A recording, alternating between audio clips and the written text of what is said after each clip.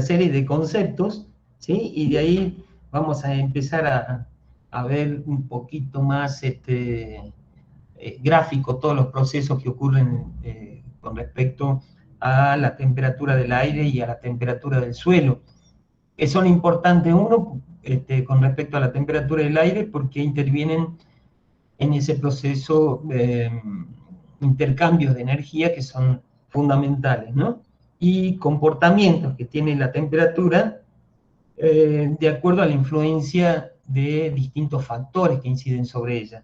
Y con respecto a la temperatura del suelo va a ser importante porque, eh, bueno, nos da una idea, también intervienen con respecto al balance de energía, pero eh, nos da una idea de la temperatura de la cama de siembra, de la temperatura que van a tener eh, para el crecimiento y desarrollo de raíces, para la absorción del agua, etc. Entonces empecemos con lo que es en realidad la temperatura. No es más que un valor físico, una magnitud física, como dice ahí, que nos da una idea de una medida del calor o de la energía cinética que tienen las partículas. ¿Sí? En cambio, el calor es el contenido de energía que posee un cuerpo, también en forma de energía cinética, debido al movimiento de las partículas. Ahora, la diferencia de temperatura o el transporte de temperatura se produce por diferentes procesos. Por conducción, por radiación, convección, advección y turbulencia. ¿Sí? Veamos algunas de ellas. Cuando hablamos específicamente de conducción, estamos hablando de un proceso en donde existen contactos entre las moléculas. Agarramos una barra de hierro, por ejemplo, la calentamos en, en un extremo y vamos a ver que por contacto entre unas y otras va a aumentar la energía cinética y el calor va a ser transmitido hacia el otro extremo. Por lo tanto, en algún momento vamos a tener que soltar esa barra de hierro porque va a estar tan caliente que no lo podemos soportar. Otra forma de transmisión de la energía es la que vimos. Es cuando no existe un medio que la propague. Simplemente tenemos la fuente de energía y sentimos esa energía, por ejemplo, al poner las manos, y entre esa fuente de energía y la que está recibiendo no existe algo, digamos, que la propague. Por ejemplo, la energía emitida por el Sol a la energía emitida por la Tierra. Tenemos otro proceso que es la convección, cuando se produce un fuerte calentamiento de una superficie, se produce en general celdas de aire que se han calentado en contacto con esta superficie y por lo tanto tienden a disminuir su densidad y elevarse. Esa cantidad de energía que se va elevando también la va transmitiendo a los niveles más altos de la atmósfera. ¿Sí? A eso se lo denomina convección, o sea, es la transmisión de la energía en forma vertical. Existe otra forma que hemos dicho que se llama la convección, perdón, la advección, que es la transmisión de la energía pero en forma horizontal, a través, por ejemplo, de los vientos. Tenemos lugares que se emiten vientos que tienen mucho más temperatura, por ejemplo, masas de aire que provienen de Brasil, y esas masas de aire que provienen de Brasil tienen más temperatura que masas de aire que provienen más cerca al polo, más cercana a Tierra del Fuego, le pongamos. ¿Sí? Esas temperaturas esas masas de aire tienen mucho menos temperatura y por lo tanto también cambian las condiciones de un determinado lugar. Y la turbulencia, que es una combinación entre la convección y la advección, y se producen variaciones, eh, como dice la palabra, turbulentas, o transmisión de energía en forma turbulenta hacia capas más altas de la atmósfera. Entre Cuando hablamos ya de la parte de la temperatura del suelo, hay algunos términos que son importantes conocerlos, que ustedes seguramente los van a utilizar posteriormente. Por ejemplo, la conductividad térmico-calórica, que es la cantidad de calor que tiene cada sustancia, cada materia, ¿sí? Que puede fluir a través de las caras opuestas de un cubo de 1 centímetro de arista en la unidad de tiempo, cuando la diferencia de temperatura entre esas dos caras es de aproximadamente 1 grado centígrado y no existe una pérdida lateral de energía. A eso se la denomina con la letra lambda, entonces me está diciendo que es la cantidad de energía que es transmitida, o calor, ¿sí? A través de este término caloría en la unidad en este caso de tiempo, de espacio, y si la diferencia de temperatura era de 1 grado centígrado. Entonces tenemos, quien tiene menos conductividad, en este caso es el aire, ¿sí? El suelo seco, el agua, que es mucho mayor, digamos así, pero sin embargo tiene una cierta forma de conductividad, la nieve, el suelo húmedo, etc. Así hasta que llegamos a los conductores más importantes, como por ejemplo es la plata, el cobre o algunas aleaciones. En el suelo, ¿qué es lo que pasa? Esta conductividad va a depender de la textura que tenga ese suelo. O sea, si se trata de un suelo que sea arcilloso, limoso o arenoso, o la combinación de algunos de ellos, ¿sí? Entonces, un suelo que tenga más cantidad de arcilla va a conducir más a mayor profundidad, más lentamente, pero que lo que puede hacerlo un suelo de una estructura que tiene mucho silicato, por lo tanto no tiene una forma adecuada, digamos así, de transmitirla a mucha profundidad. Y como se trata de partículas especiales, deja mucha cantidad de aire. Por lo tanto, la arena tiene una conductividad calórica mucho menor que la arcilla. La forma y tamaño que van a tener las partículas, en general, como ya les estoy comentando, la arcilla se trata de coloides, que son partículas o macromoléculas que tienen la característica de estar más en contacto que en el caso de la arena, y dejan menos espacios de aire que el otro extremo, que es la arena. La forma en que se organizan, o sea, ustedes saben que hay suelos que tienen parte de limo o la arena, que puede llegar a tener también un poco de limo o arcilla. Entonces, también la estructura que tiene el suelo, o sea, cómo se organizan estos componentes texturales, va a depender después cómo sea la conductividad calórica de esos suelos. El contenido de agua, si tiene contenido de agua, hasta dónde seguramente va a transportar el calor a mayor profundidad que a un suelo seco. Y el contenido de materia orgánica, que tiene mucho que ver con, o muy parecida, digamos, en su accionar, a la arcilla. Porque la característica de la materia orgánica fundamentalmente es que retiene bastante humedad, al igual que la arcilla, ¿sí? Entonces, un suelo húmedo se va a calentar mucho más lentamente que un suelo seco, pero también así lo va a mantener al calor y va a reducir esa variación de la temperatura. Para eso nosotros tenemos otros dos términos más, o primero, esto me olvidé, que la cantidad de calor que va a fluir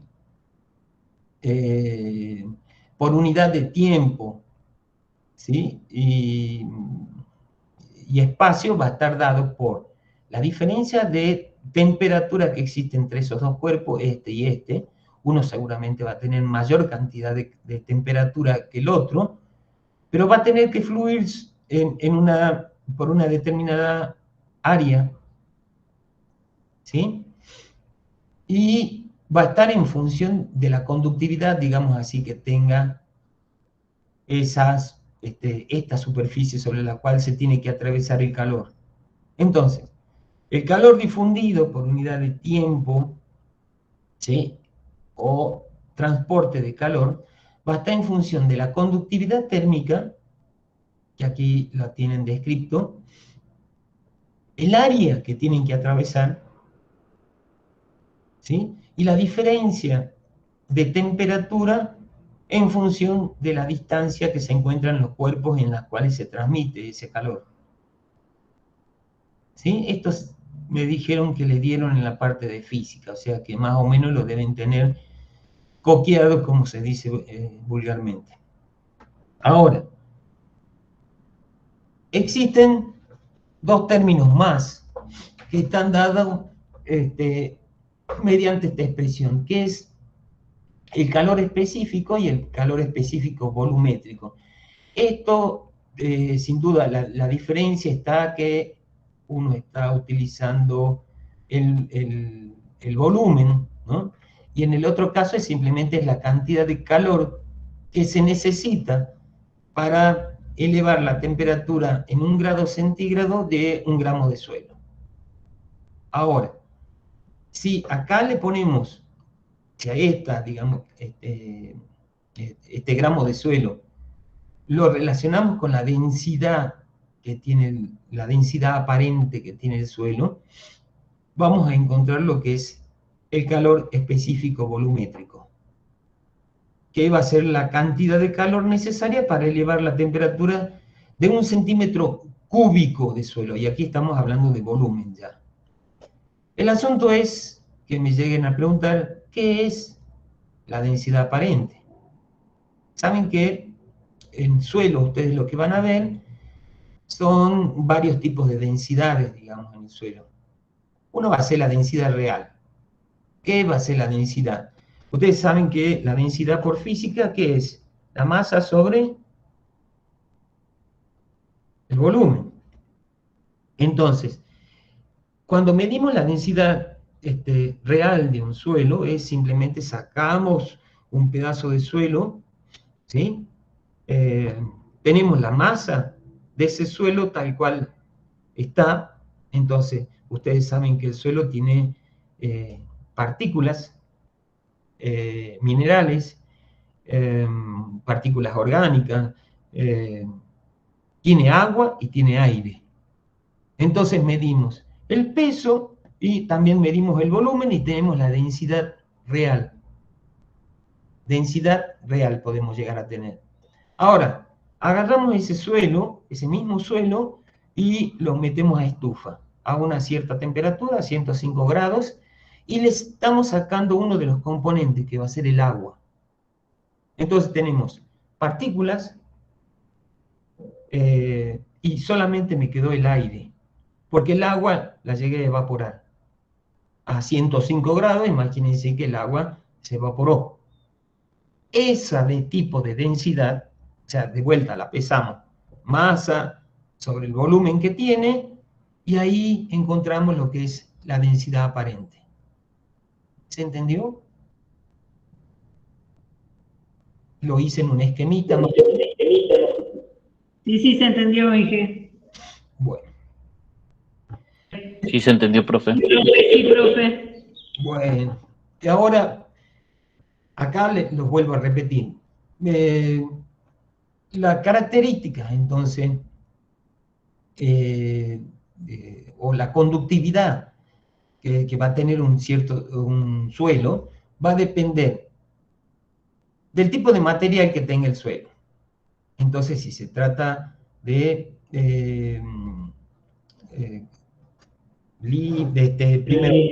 arena, limo, arcilla, si tiene agua, si no tiene agua, etc. Tamaño de las partículas, ¿sí? El tamaño de las partículas, las más chiquititas, son coloides a la arcilla, mientras que si vemos la arena ustedes la deben haber visto en química. La arena, ¿qué es en general? Son partículas de silicato. ¿Sí? Son mucho más grandes y no tienen una superficie en la cual en general se pueda adherir el agua. Mientras que los coloides que tiene la arcilla son muy pequeños y tienen la capacidad de absorber, absorber el agua. ¿Sí? O sea que el agua siempre va a estar retenida con una fuerza tremenda alrededor de cada partícula de los coloides. ¿Está bien? La compactación que tiene ese suelo, ¿sí? Si está más compacto, obviamente va a tener menos cantidad de aire, menos porosidad, y seguramente va a tener un grado de contacto entre las partículas mucho mayor, por lo tanto puede llegar a conducir simplemente por el primer proceso que describí, ¿sí? Y el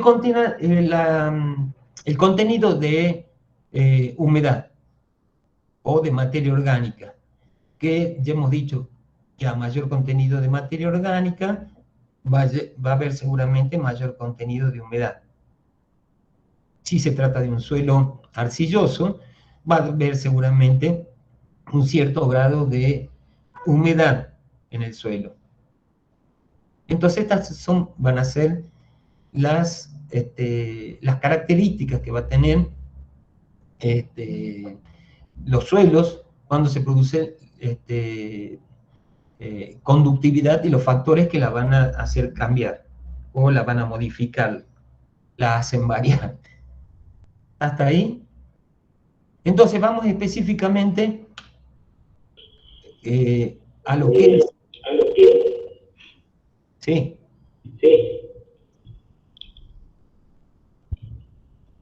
¿Alguien me iba a preguntar algo? No. Lo que es la variación diaria de la temperatura del suelo, y seguramente las voy a volver a pasar, y van a ver que lo que se hizo es medir la temperatura durante el día, ¿sí? Durante horas del día, a distintas profundidades.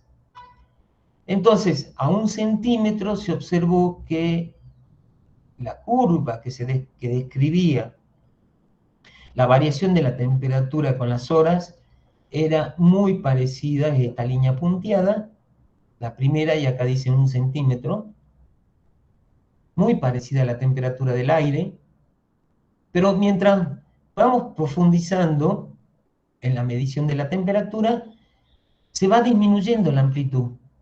Como ustedes ven, el máximo ahora está acá, el mínimo ahora está acá, ¿sí? A los 5 centímetros, la amplitud de vuelta va a ser distinta.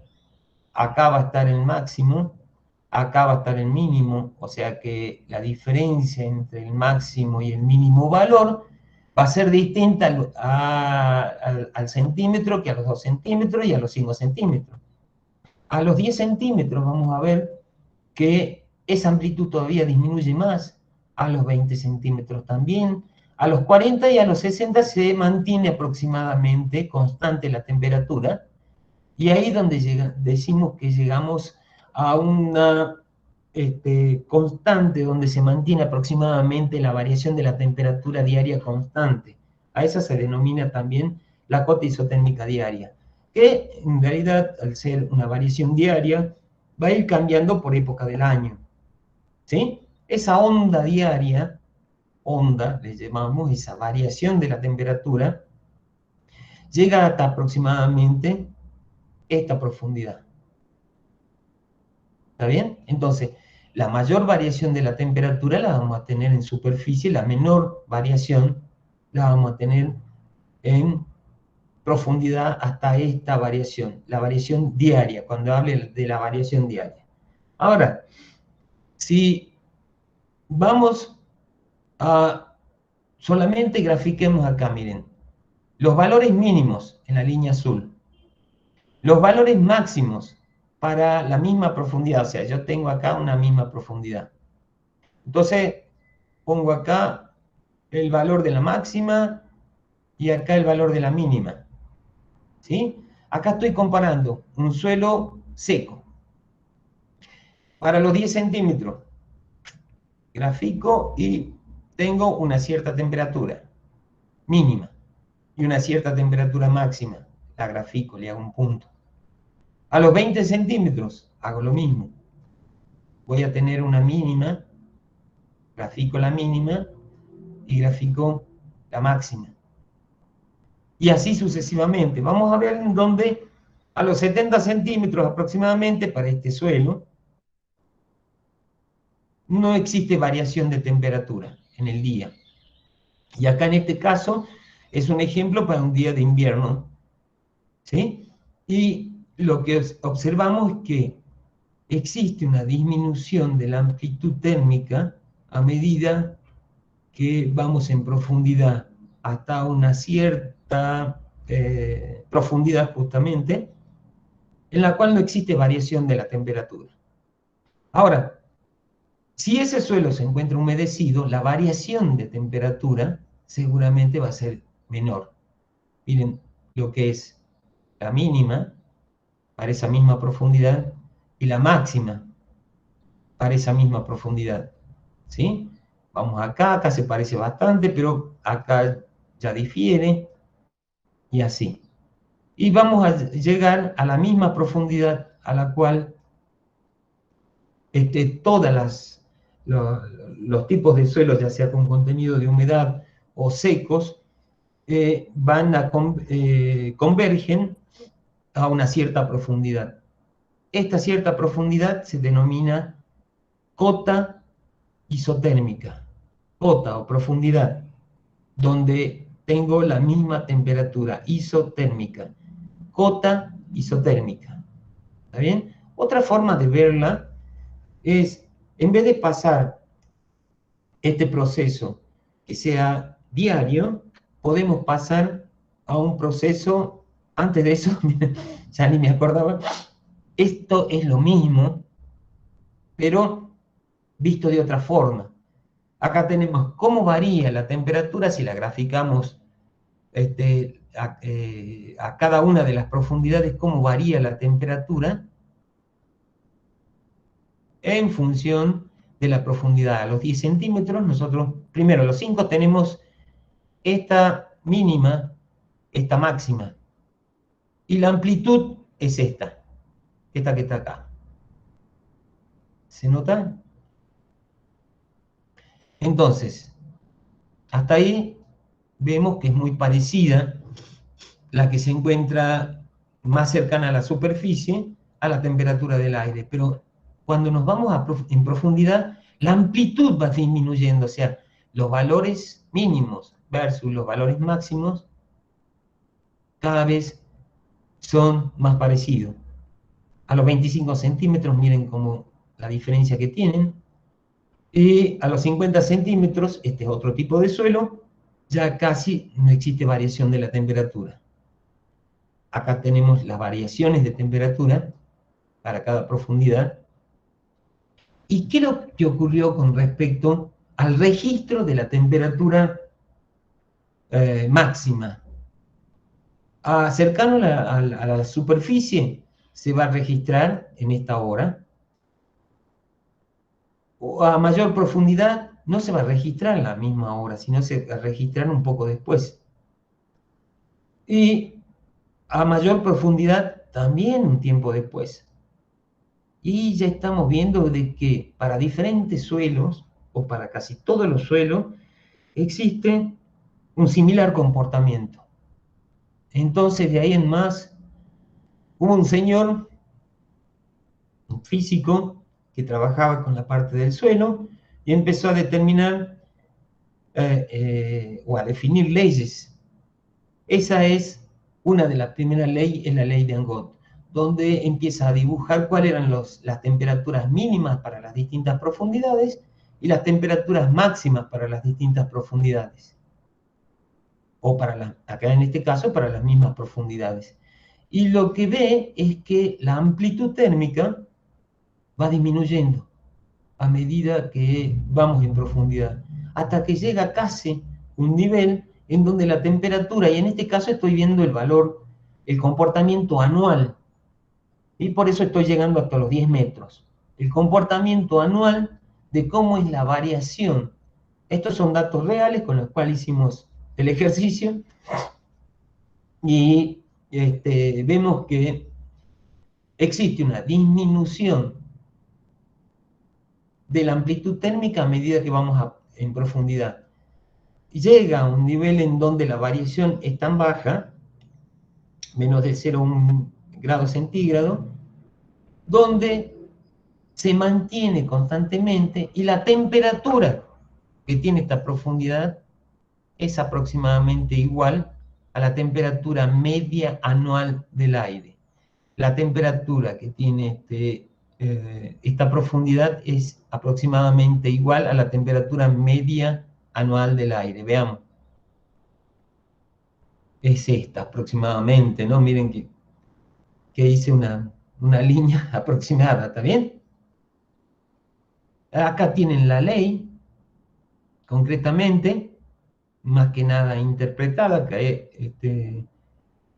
que descrita perfectamente, pero ¿se entiende lo que pasa en los suelos? A partir de la cotisotérmica, lo que ocurre es que la temperatura empieza a aumentar con la profundidad a razón de 1 grado cada 33 metros, ¿sí? Debido al calor incandescente del centro de la Tierra. Ahora, primera ley. Hasta ahí, primera ley. Hay una disminución de la amplitud a medida que vamos en profundidad. ¿Qué es lo que estamos graficando? Los valores solamente máximos y mínimos. Ahora, segunda ley. La segunda ley, ahí hemos graficado a los 5 centímetros, a los 50, al metro, a los 2,5 metros, a los 7,5 y a los 10 metros de profundidad. ¿Qué es lo que pasaba con los valores mínimos, en este caso? Cercano al suelo, encontramos que la temperatura extrema, en este caso, la mínima, se encuentra cercana a lo que se produce la temperatura mínima del aire. A los 50 centímetros ya no se encuentra en julio, sino se encuentra a los primeros días de agosto. Al metro se encuentra a mediados de agosto. A los 2,5 metros la temperatura es, miren, a mediados de septiembre. Miren lo que pasa a los 7,5 metros. ¿Sí? Cerca de diciembre. Entonces, y a los 10 metros la temperatura ya se mantiene constante. Lo que me está diciendo que existe un retraso en el registro de las temperaturas extremas, en este caso las mínimas, a medida que vamos en profundidad. Hay un retraso de los registros de las temperaturas extremas, yo le estoy mostrando las mínimas, a medida que vamos en profundidad. Entonces, ¿cómo quedó? Hay un atraso en el momento de ocurrencia de los valores extremos de las temperaturas, que es proporcional a la profundidad. Yo les dije de otra forma, pero es lo mismo.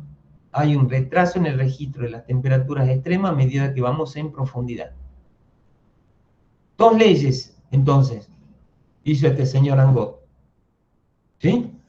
Una, la primera ley, donde vemos que existe una disminución de la amplitud térmica a medida que vamos en profundidad, y la segunda, que está referida al retraso en el registro de esas temperaturas extremas. ¿Sí? ¿Está bien? Son fáciles, dentro de todo, ya van a ver que son bastante fáciles,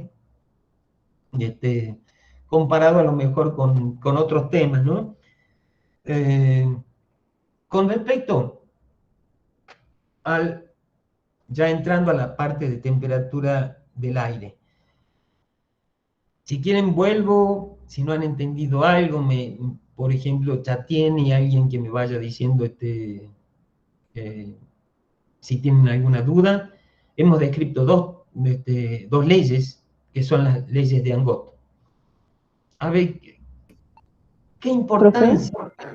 Sí, profe, la segunda ley de Angot hace referencia a cuando usted habla que dice que hay un retraso de la temperatura extrema, ¿es anual? Porque usted hace de sí, acuerdo al mes. sí. Entonces la primera ley es diaria y la otra No, no, es no, anual. fíjate que la primera ley yo también la hice anual, pero tiene también una variación diaria. Pero vamos a esto, miren, esta profundidad es muy distinta a esta que hemos encontrado a 70 centímetros, 50, 60, 70, ¿lo ven? Y existe también tanto una variación anual como diaria, en donde este, esa variación es menor a 0,1 grado centígrado, en la primera ley. Y acá cuando hacemos la segunda ley, vemos que estamos haciendo para el valor anual, miren, están todos los meses, ¿sí? Y a distintas profundidades, inclusive hasta los 10 metros. Es el mismo comportamiento del anterior.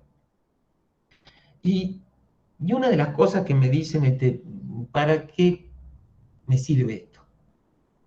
Esto nos da una idea que hasta esta profundidad, porque esto va a depender de la latitud, la temperatura del aire va a tener influencia en la temperatura de la tierra y viceversa.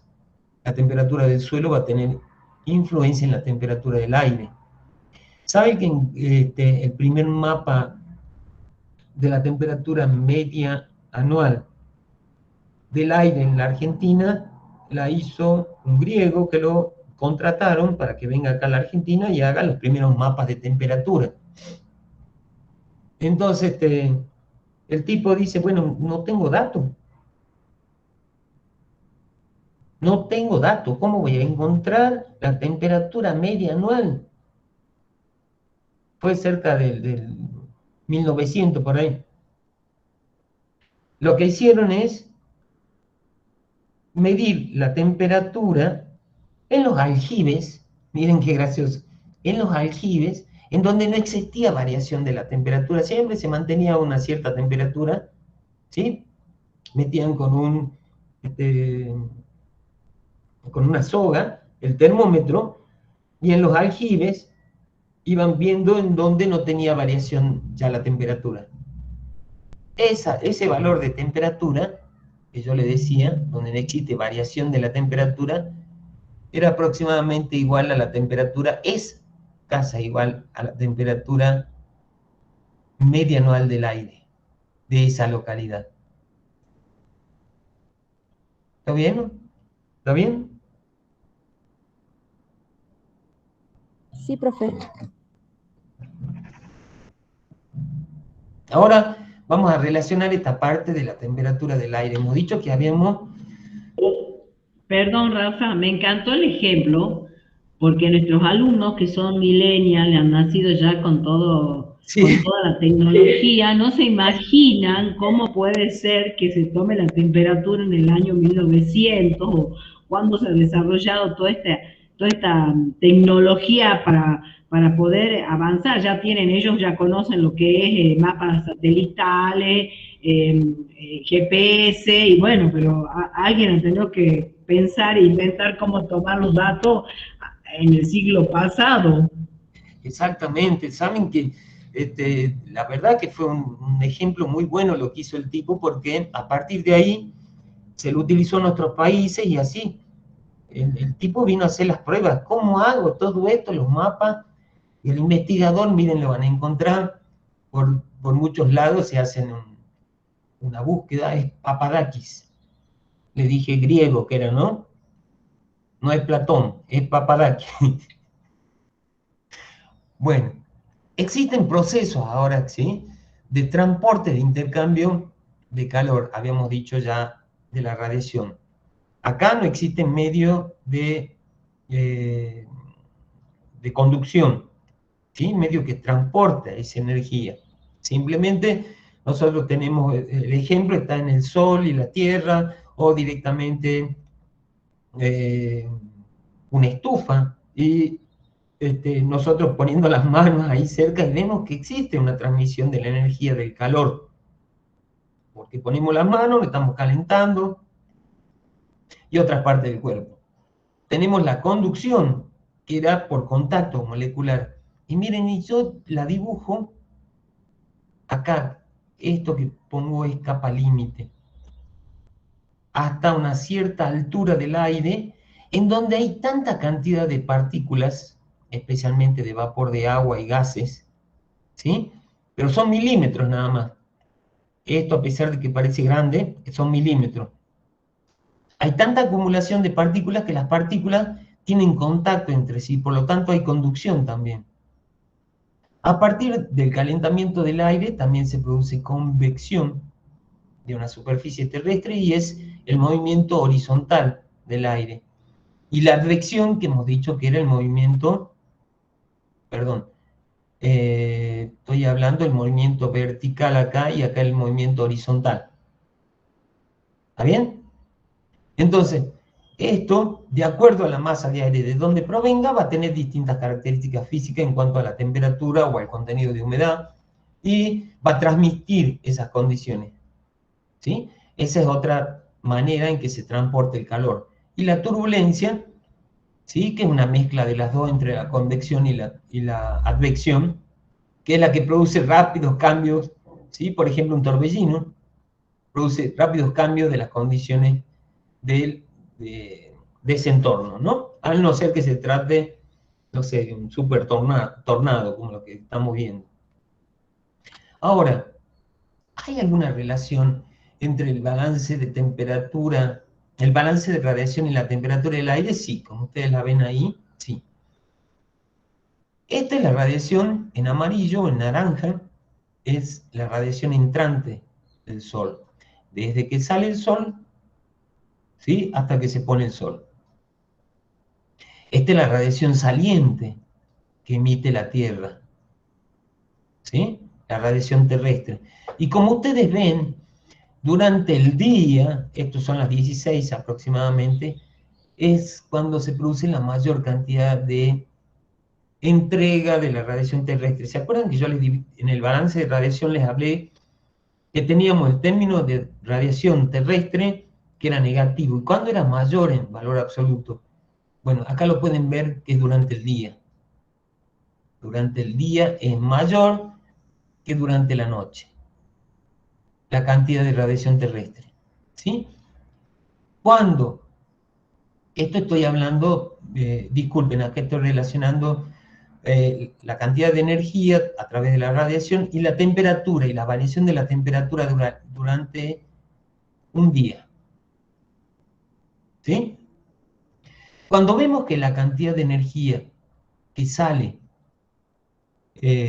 a través de la radiación terrestre es igual a la cantidad de radiación que ingresa mediante la radiación proveniente del Sol, el balance de radiación ahí, o sea, lo que entra es igual a lo que sale, es igual a cero el balance de radiación. Ahí es cuando se produce un mínimo de temperatura.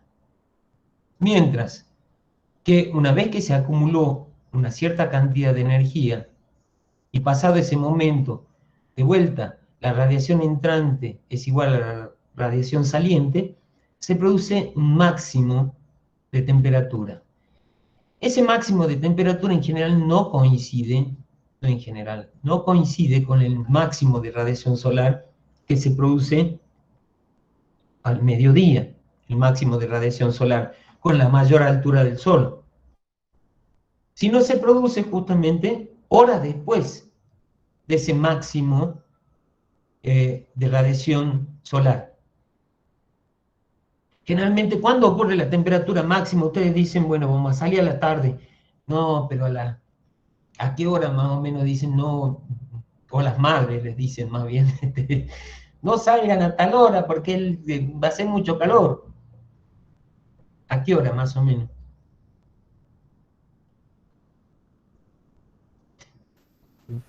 A las 14. ¿A qué hora? A las 13. 13 dice uno, sigamos. 14, 15 también, de acuerdo a la época del año, ese valorcito va a ir cambiando, ¿está bien? Y Entre las 2 y las 5 de la tarde, dicen, profe. bien, bueno, ya estamos dando rango amplio ya. En general, qué sé yo, 2 a 3 horas después, también de acuerdo a la latitud, puede ser una hora después del máximo de radiación, ahí se va a producir el máximo de temperatura, o sea, y en realidad, ¿quién la está dando al máximo de temperatura? La mayor cantidad de radiación terrestre, lo que te estaba diciéndole hace rato cuando hablaba de radiación. ¿Sí? Este máximo de radiación terrestre me está dando la máxima temperatura. Y este, a pesar de que está un poquito mal dibujado acá, es el mínimo de radiación terrestre, me está dando la mínima temperatura. Lo mismo pasa en forma anual. El máximo, digamos, vamos al máximo primero. El máximo de temperatura no se produce el 21 de diciembre. ¡Epa! No se produce con el máximo de la cantidad de energía que llega a la Tierra, a este lugar, en este caso. Sino se produce un momento después. Esto es para una latitud aproximadamente de 40 grados. En nuestro caso, ¿cuándo se producen las máximas temperaturas?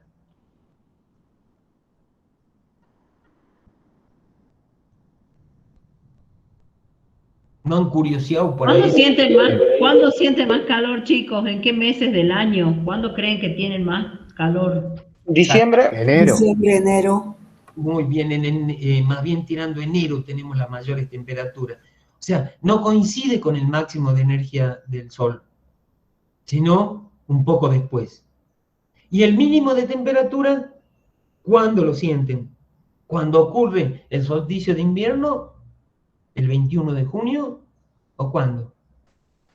Julio. Sí, junio. En julio, en general, es un mes después. Bueno, esta variación puede ser que sea un mes y medio, 2 meses después, etc.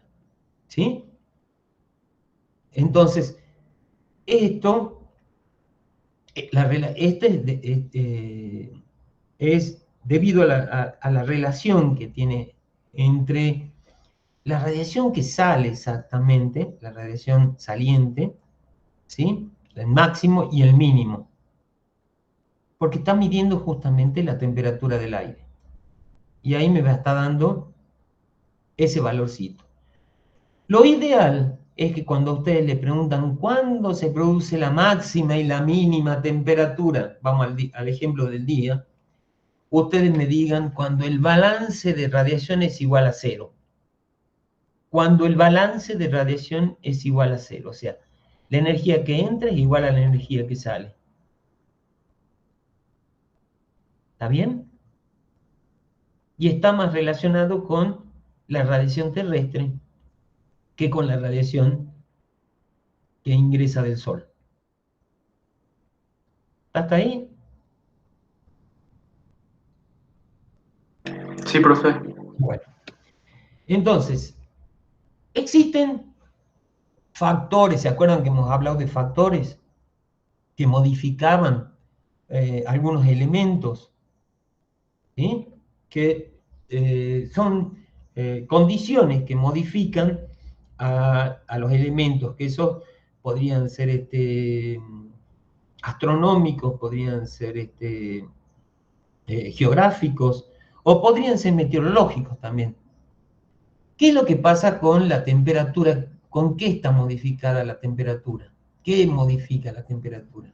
La principal causa de modificación de la temperatura, ojo, anual media, la media, el valor medio anual, va a ser la latitud.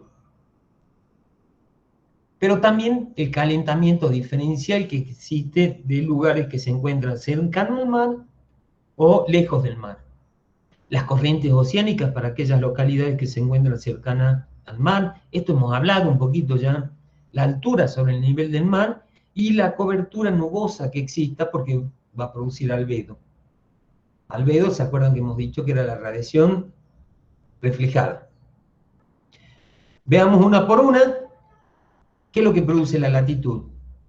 La latitud fundamentalmente lo que va a producir es que a medida que nos vamos, acá hay un ejemplito que ahora lo ven, pero lo que va a producir es que a medida que nos vamos alejando o aumentando la latitud, alejando el ecuador o aumentando la latitud, lo que vamos a tener son temperaturas medias anuales menores, siempre y cuando no exista otro factor que la modifique. Y otra importante modificación que se produce con respecto a la temperatura es que a medida que aumenta la latitud, también aumenta la amplitud de la temperatura anual. Entonces, miren para este ejemplo, está Asunción, Paraná, Patagones, Trelew. Miren cómo va aumentando la latitud, ¿sí? Y cómo va aumentando la amplitud a medida que aumentamos la latitud. ¿Queda bien? Entonces, este es un mapa que hicimos con todas las localidades en donde vemos que digamos, no es una cosa pareja la cuestión de la amplitud. ¿Por qué no es una cosa pareja? Porque existen otros factores que también la van a modificar. Acá, que es bastante llano, ¿sí? Hasta vamos a tener que, si trazamos la de 13, seguramente va a estar por acá, ¿sí? Y van a seguir las líneas más bien de latitud.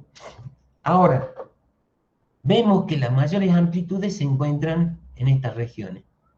¿Por qué puede ser?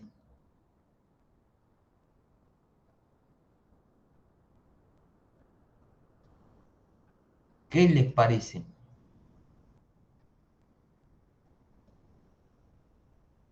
Acá estamos sombreando las mayores alturas porque, bueno, hay poca cantidad de información.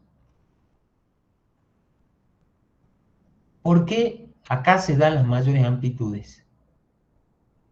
¿Qué les parece? Larguen ahora lo que quieran. Por la mayor latitud. Pero ya le hemos dicho. Fíjate que se está dando hacia el oeste de la Argentina. ¿Qué pasa ahí? ¿Será porque también está más cerca de los océanos? Pero entonces tendría que haber menos amplitud. ¿Qué hay acá? ¿Qué tenemos acá? La altura. Las cordilleras. La cordillera de los Andes, que es por la altura, como dijo su compañero, lo que va a provocar es un comportamiento que las masas de aire estas, provenientes del Pacífico, no puedan cruzar, cargadas de humedad, digamos, y producir una atenuación de las amplitudes. Por lo tanto, miren el factor tan importante que es la cordillera de los Andes. ¿Sí? Veamos qué pasa con aquellas localidades que se encuentran lejanas o cercanas a las fuentes de agua o directamente a la parte continental. Vemos que el agua va a tener una cierta capacidad que está relacionada con el calor específico, ¿sí? Que va a tardar más en calentarse, obviamente, pero también va a tardar más en entregar toda esa energía que absorbió. Es transparente, por lo tanto se puede calentar a mayor profundidad, tiene movimientos turbulentos, por lo tanto se homogeniza un poco más, y cada vez que se produce evaporación se produce un proceso de eliminación de calor latente hacia la atmósfera. Por lo tanto, aquellos lugares que tengan mayor cantidad de agua o aquellas localidades que estén rodeadas de una masa de agua van a tener menores variaciones de la temperatura, menor variación de la temperatura que aquellas localidades como por ejemplo el hemisferio norte, ubicadas en el hemisferio norte, donde tenemos menos cantidad de superficie de agua, miren qué porcentaje, y el hemisferio sur, mire el porcentaje de agua que tiene y de tierra. ¿Sí? Por lo tanto, la variación de la temperatura en el hemisferio norte y en el sur va a ser mucho menor en general, ¿sí?, que en el hemisferio norte. Saben que en el hemisferio norte se producen las mayores y las menores temperaturas. ¿Sí? Hasta hace poquito la máxima temperatura estaba registrada en... yo no sé si es cosa de los ¿En norteamericanos. Rusia? ¿En Rusia? La mayor en el Valle de la Muerte en Estados Unidos. Y la menor, sí, justamente en Rusia, sí. Bueno, con respecto a la amplitud térmica, vamos a lo que sucede en algunas localidades que tienen más o menos la misma latitud, pero que una se encuentra ubicada sobre el mar, como por ejemplo tenemos Mar del Plata, y presenta una amplitud térmica menor de 12 grados. Si alguien fue, van a ver que la característica fundamental es que de noche también es fresca, ¿sí? Y eso hace que la amplitud térmica sea menor. Pero en latitudes, digamos, más continentales, como en el caso de Santa Rosa, la amplitud térmica es mucho mayor. Miren grados, esto es la media. Entonces, imagínense cómo pueden ser los extremos. Bueno, en Santa Rosa hace mucho frío en invierno y mucho calor en verano, pero mucho calor en verano, mucho más que acá. Y en localidades como Malargüe, a pesar de estar, a ver, vamos a ubicarlo Malargüe primero. ¿Malargüe dónde es? ¿En qué provincia queda?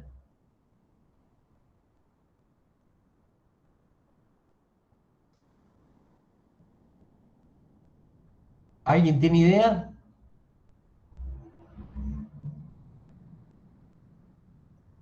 Chicos. Álvaro dice Neuquén. ¡No! Mendoza. Mendoza, más o menos por acá. ¿Sí? Por acá ¡ay, qué feo! Por acá se encuentra Mar del Plata. Por acá se encuentra Santa Rosa. ¿Sí? ¿Está bien? Entonces, acá va a tener poca amplitud, como vieron. Acá va a aumentar la amplitud, como tiene Santa Rosa, debido a la continentalidad. Y acá esta tendría que tener, debido a la cercanía al mar, ahí nomás, ¿no?, tendría que tener poca amplitud también. Pero tenemos de vuelta, la cordillera de los Andes. Por lo tanto, lo que va a provocar es lo que le estoy marcando acá, ¿sí? Una amplitud térmica bastante alta, muy parecida a la de Santa Rosa. ¿Está bien, chicos? Y dicen que en América del Norte las amplitudes térmicas superan, digamos, los 22 grados, cosa que no tenemos acá, esos valores de amplitudes térmicas. ¿Está bien? Qué sé yo, no sé si ustedes por ahí ven los noticieros que te dicen localidades como Nueva York, algunas localidades en Canadá, tienen temperaturas altas, muy altas en verano, y muy, pero muy bajas en invierno. ¿Sí? Vamos ahora a lo que es el ejemplo más extremo. El ejemplo más extremo es Moscú y Ushuaia. ¿Sí? Acá, estas dos localidades obviamente no se encuentran cerca, se encuentra una en un hemisferio, en el hemisferio sur Ushuaia y en el hemisferio norte Moscú. Y lo que tiene es que Ushuaia se encuentra rodeado de agua y de corrientes frías inclusive, y Moscú es extremadamente continental. Extremadamente continental. Entonces, en el caso de Ushuaia no se pueden realizar ninguna práctica agrícola en general, ¿sí? Y lo que se observa es que la temperatura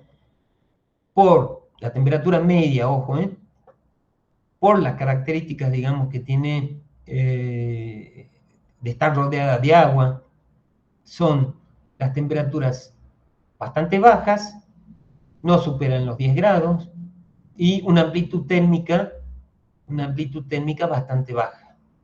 En el caso de Moscú, miren lo que es las temperaturas medias, por lo tanto, este valor a veces llega hasta los 23 grados bajo cero, 25 grados bajo cero.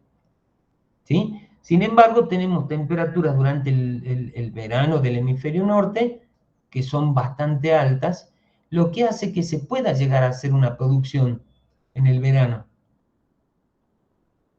¿Sí? En el invierno, obviamente, ellos tienen hasta ganado en estos lugares y tienen que entabularlo al ganado, o sea, tienen que guardarlo, porque si no, obviamente el bicho se muere. ¿Está bien?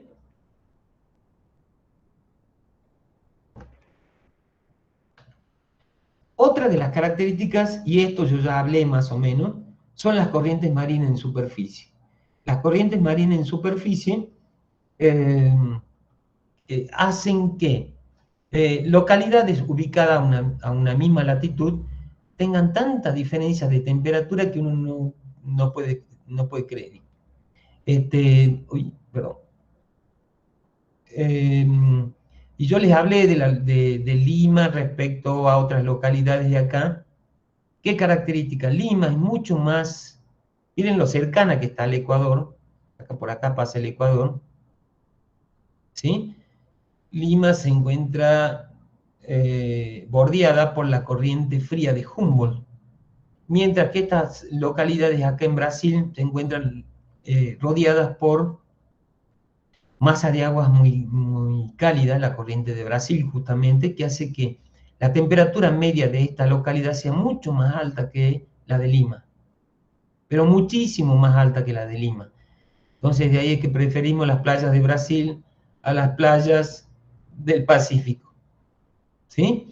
Otra característica es, ¿se acuerdan que les hablé de acá? ¿De Londres? ¿De Inglaterra? ¿Alguien se acuerda? Esta es la latitud alta. ¿Qué latitud tiene Londres? ¿Pueden buscarla?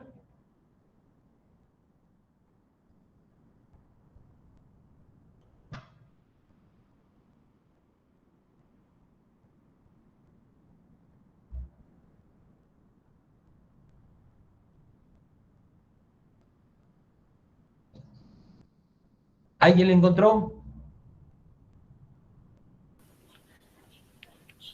Profe, Sí. 51 grados latitud norte y Muy 7 bien. grados 51 grados, ¿y saben? longitud este. Bien. ¿Saben casi a qué latitud es similar? A la de Tierra del Fuego, que tiene 55. Esta parte final de Tierra del Fuego tiene 55. Y sin embargo, en Londres hace mucho calor, mucho más calor que en Tierra del Fuego. ¿Por qué?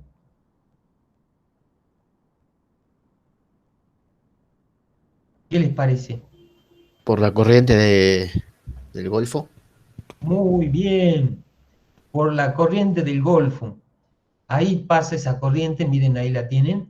Es una corriente cálida que hace mucho más habitable esta isla, al igual que Islandia, en cierta forma. ¿Está? Entonces, las corrientes marinas en superficie también modifican mucho la temperatura de la atmósfera. La altura sobre el nivel del mar, miren qué importante, porque nosotros hemos dicho que en la troposfera, ¿se acuerdan que es la primera capa de la atmósfera? La temperatura disminuye unos 6,5 grados cada kilómetro, o 0,65 cada 100 metros. Esa disminución obviamente no es constante, pero es la media, ¿sí? Y lo que permite esas disminuciones es decir, bueno, una localidad, y el ejemplo que dimos, ¿se acuerdan cuál era? La Quiaca ahí.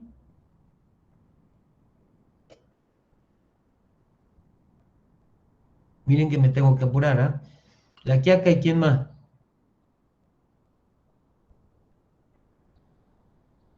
En Salta, otra localidad. La Quiaca y Orán. Muy bien. La Quiaca y Orán, la Quiaca Tartagal, son que tienen aproximadamente la misma latitud, pero la temperatura media, ni hablar. Uno sabe que Orán y Tartagal tienen temperaturas altísimas, versus la Quiaca, que tenemos de noche, que abrigarnos sí o sí, aunque sea verano, porque la temperatura es bastante baja, ¿sí? Especialmente en invierno, obviamente, ¿sí? Y entonces, la altura modifica muchísimo la temperatura. Ahora, vamos a ver una de las cosas que ocurre en la atmósfera cuando se trata de noches que están despejadas, ¿sí? Y en calma. Entonces el suelo empieza a perder mucha energía. ¿Por qué? Porque no existe nada que la pare, como por ejemplo podría ser la nubosidad. El suelo pierde energía, y tenemos esas típicas noches donde las estrellas parecen más grandes y no hay viento. Entonces, todo el aire que está en contacto con el suelo se enfría mucho más. A ese proceso se lo denomina inversión térmica, y veamos concretamente. Esperen que tengo el borrador acá. El gradiente normal es justamente en función de la temperatura. A medida que vamos aumentando la altura, va disminuyendo la temperatura. ¿A razón de cuánto?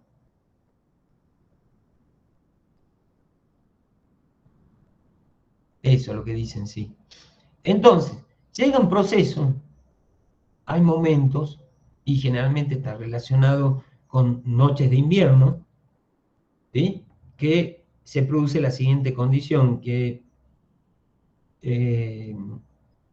existen cielos despejados, no hay viento, y se ha perdido tanta cantidad de energía que acá tenemos bajas temperaturas, y a medida que vamos ascendiendo, tenemos mayores temperaturas. A ese proceso, al ser distinto a al gradiente normal, se lo denomina inversión térmica. Ahora, llegamos a una altura en la cual vuelve a retomar el gradiente normal. O sea, va a ir disminuyendo con la altura. Esa altura a la cual se retoma el gradiente normal se denomina techo de inversión, o capa de inversión, como está ahí. ¿Sí? Acá lo que se produce en general son estratificación del aire. ¿Qué significa estratificación del aire? Que se forman capas de aire. No hay viento, no las modifican esas capas, y por lo tanto, acá es frío, acá se calienta un poquito más, acá está un poquito más caliente, etc. Son estratos de aire. ¿Está bien? Y eso es típico de una de las adversidades que nosotros vamos a ver cuando hablemos de heladas. ¿Sí? Entonces tenemos un gradiente normal, que es la disminución de la temperatura con la altura, especialmente en la troposfera, y una inversión térmica cuando la temperatura, bajo las condiciones que le dije, produce el efecto contrario. Hay un aumento de la temperatura con la altura. ¿Sí? Y especialmente es de noche, y la madre dice, entra, te va a caer el rocío. Entonces uno dice, ¿qué? Y uno piensa que más o menos va a llover. Pero de eso vamos a hablar un capítulo entero. La altura sobre el nivel del mar, para darles algunos ejemplos, tenemos acá estas dos latitudes, ¿no? Estas dos localidades. Rivadavia en Salta, La Lomita en Formosa. Más o menos la misma altura. Y miren lo que pasa con la temperatura anual media. Es aproximadamente la misma. ¿Qué es lo que pasa con simplemente Perico y con Salta? Tiene 905 y 1221 Salta. Miren ya con esta diferencia de altura lo que se produce con la temperatura media anual. ¿Sí? Por supuesto sabemos que nuestro Perico es bastante caliente. Así que ahí tenemos valores de temperatura que son tremendamente amplios. Por último, en la anteúltima tenemos la cobertura nubosa. ¿Qué es lo que pasa cuando no tenemos nubosidad? Es esta variación de la temperatura de forma diaria. Cuando no tenemos nubosidad, tenemos este máximo y este mínimo, cuya amplitud, ¿sí?, va a ser esta, versus un día que está nublado. ¿Qué es lo que pasa en un día nublado? La variación de la temperatura es casi nula o muy poca. Entonces, a mayor nubosidad, menor va a ser la amplitud térmica que tengamos.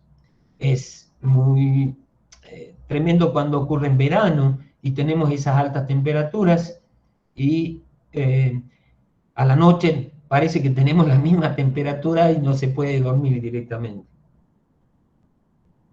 Lo que ocurre en este caso que obviamente que la nubosidad va a actuar de forma tal que toda la energía emitida por el suelo vuelva a ser, vuelva hacia él, hacia el suelo, en forma de contrarradiación.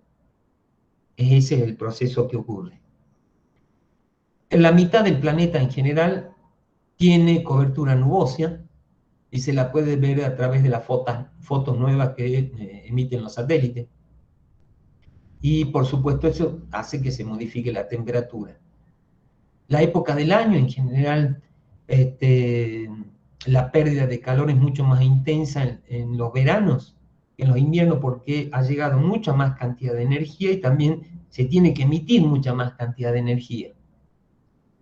Y por último, ahora sí, tenemos valles donde localidades situadas en el fondo del valle, ¿sí?, tienen mucho mayor amplitud térmica que localidades ubicadas en la ladera de los valles.